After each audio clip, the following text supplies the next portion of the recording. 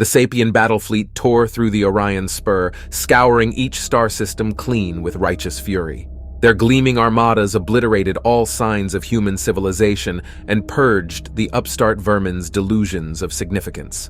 For Builder General Jex of the 43rd Excoriation Squadron, the operation was proceeding flawlessly.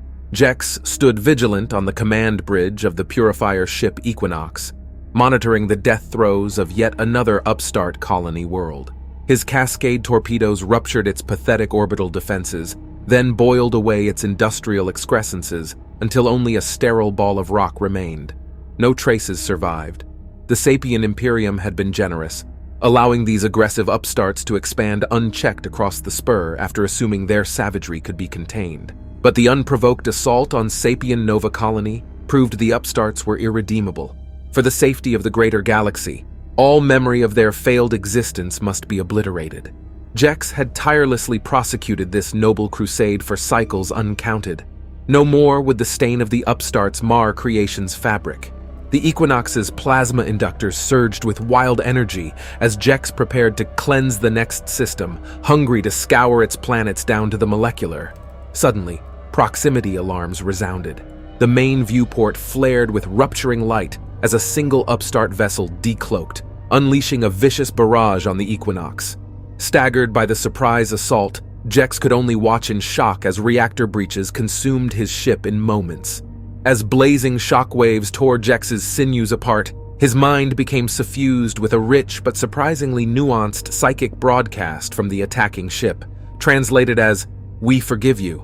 Jex's psyche fractured in bewilderment and pain. These tender constructs were not the savage mind speech of the upstarts. As the Equinox exploded around him, Jex grasped the terrible truth in his final moments. The hunters had become the hunted, and the cleansing was about to end. The upstart Vengeance fleet dropped out of warped space into orbit over the Sapien homeworld, unleashing a devastating barrage on continental population centers. Urban sprawls that once teemed with countless Sapien civilians were cracked open and dissolved in nuclear fire. From the bridge of the Elysium, Admiral Okoro monitored the cataclysmic devastation stoically. There was no joy in this act, only grim necessity. The Sapiens had proven unrelentingly ruthless once allowed free rein over weaker civilizations. Their talk of guardianship was but a facade. Fear of difference drove them to subjugate or destroy. Yet Okoro had argued for this measured retaliation over his hot-blooded captains who advocated total annihilation. The upstarts would chasten the Sapiens severely, force a reckoning of their xenophobic mania, but stop short of racial extermination, leaving hope for eventual reconciliation from the ashes. As the Elysium turned to lead the fleet toward the next target, alarms suddenly blared a warning.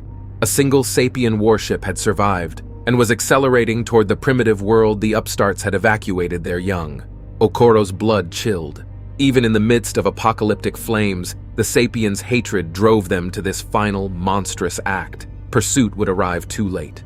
Okoro whispered a prayer of apology as he keyed the initiation code entrusted to him alone. Across the planet below, concealed cobalt fusion warheads detonated, bathing the world in radioactive fire. No more innocent upstart lives would be sacrificed to the Sapiens' pathological drive to dominate the weak. It was horrifying, but a necessary act. Yet gazing at the dead planet growing smaller behind them, Okoro felt only a profound sense of failure. Perhaps the Sapiens were not the only ones who had strayed too far into darkness. The hunters had slain the beast, but what emerged from the bloodshed might prove just as savage in time. The battle was over, but the war within all thinking beings had only just begun.